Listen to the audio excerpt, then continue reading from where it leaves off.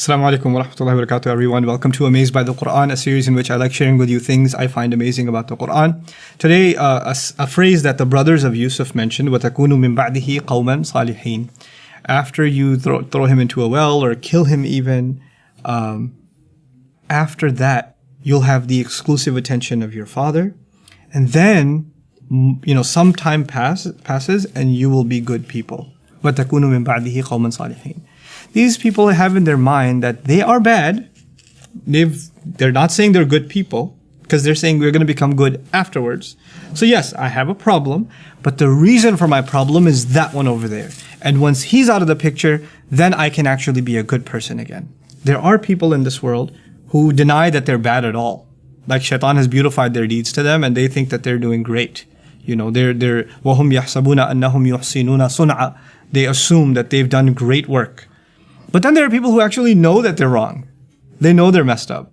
But they won't acknowledge that it's themselves that has to change. They'll blame some outside factor or usually some other person and say, so long as that person's in my life or so long as that person is doing this, this, and this, I have to continue to be, a terrible human being. And once I can get rid of them or cause them harm or do, in this case, even kill them or remove them entirely, until I do that, I have no way of becoming a good person. In other words, your goodness is now entirely dependent on another. This is the biggest lie a person can tell themselves. That you hide your problems, your own flaws in character, and you mask them as somebody else's, somebody else is the reason. Nobody else is the reason for the way you are. You are. You have the ability to change. And you can't blame anybody else. Otherwise, there's no difference between you and Yusuf's brothers. You hope to become a better person, but how can you? You're still with this person over here. Or they're still in you. Oh, it's because of my dad. It's because of my mom. It's because of my brother. It's because of my wife. It's because of my husband. None of that should matter. None of that should. Some of the greatest prophets were married to some of the most terrible women in the world. And they were the greatest people. Some of the greatest prophets had horrible children. Some prophets had terrible parents. That they didn't say, well, I had a tough upbringing. Ibrahim alayhi salam is not going to say, I had a tough upbringing. What do you want me to do?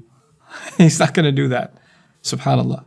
We cannot hide behind other people for our own flaws in character. Yes, they impact us. Yes, they emotionally scar us. But you know what? This is a disease. And we have to learn to stand for ourselves. This is something Allah teaches us in His book. بَلِ الْإِنسَانَ عَلَى نَفْسِهِ بَصِيرَةٌ وَلَوْ أَلْقَى مَعَاذِيرًا. This is what I want to leave you with. A human being is actually in best view of his own self.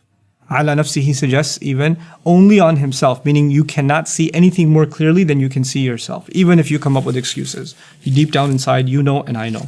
May Allah make us of people who don't hide behind excuses and don't put our problems and our flaws as the responsibility of other people, burdening them with it. May Allah Azza wa Jal help us fix ourselves to the best of our ability and better our relationships with people all around us. Barakallahu li wa lakum. Assalamu alaikum wa rahmatullahi wa barakatuh.